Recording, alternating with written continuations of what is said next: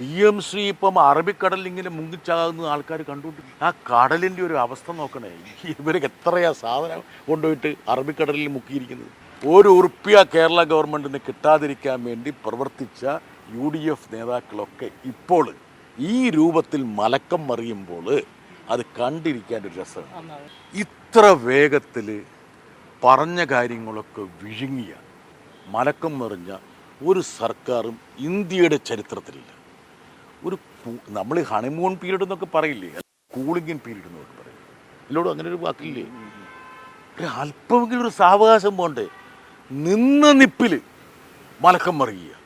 PMC ഇപ്പം അറബിക്കടലിൽ ഇങ്ങനെ മുങ്ങിച്ചാകുന്ന ആൾക്കാർ കണ്ടുകൊണ്ടിരിക്കുകയാണ്. അറബിക്കടലല്ലേ? ആ കടലിൻ്റെ ഒരു അവസ്ഥ നോക്കണേ. ഇവർക്ക് എത്രയാ സാധനം കൊണ്ടുപോയിട്ട് അറബിക്കടലിൽ മുക്കിയിരിക്കുന്നത്.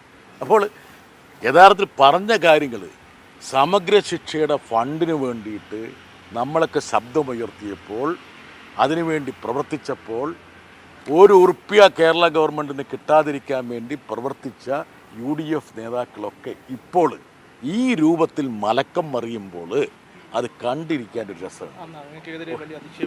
അതെ, അതല്ല ഞാൻ പറഞ്ഞത്. അതായത് ഞാൻ പറഞ്ഞല്ലോ, 2018 സമഗ്ര ശിക്ഷ പദ്ധതി, 2020 പുത്തൻ വിദ്യാഭ്യാസ നയം, 2022 PMC. എൻ്റെ ചോദ്യം എന്തായിരുന്നു? എൻ്റെ നിലപാടെന്തായിരുന്നു? 2018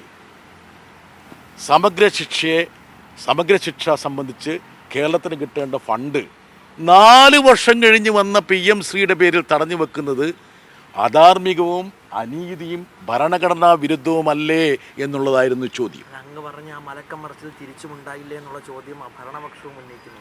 എന്ത് മലക്കം മറിച്ചത്? ഞാനൊരു കാര്യം പറയട്ടെ.